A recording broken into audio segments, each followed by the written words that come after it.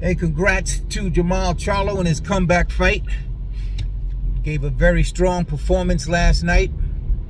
I could not pick him to win. I didn't pick him to win because I have too many question marks about the mental health, and he was talking crazy.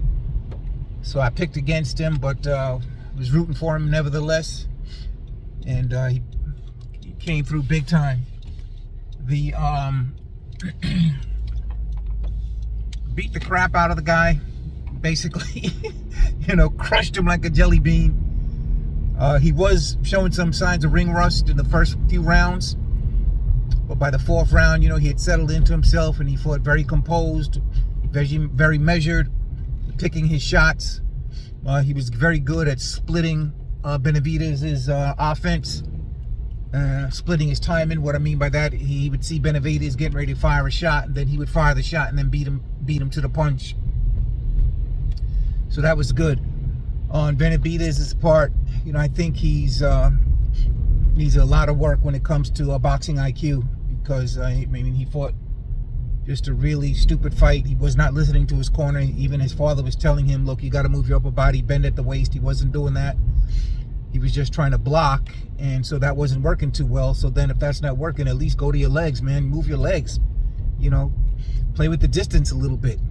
Don't just stand there taking punch after punch. And it's just dumb. Made no sense at all the way he was fighting.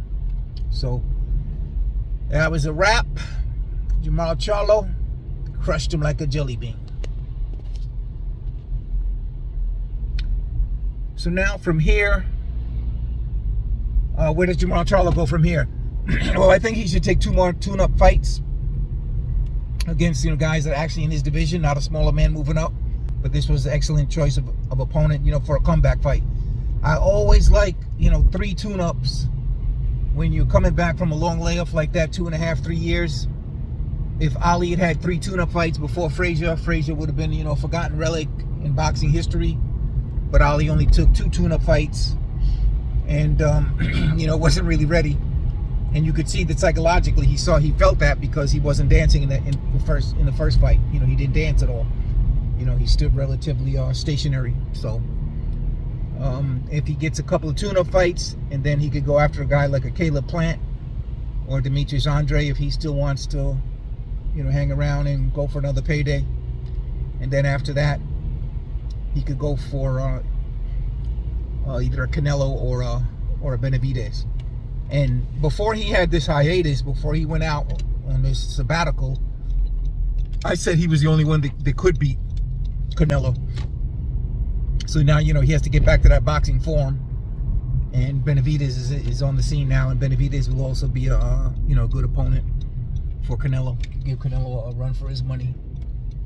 So that was it. Hell of a night of boxing.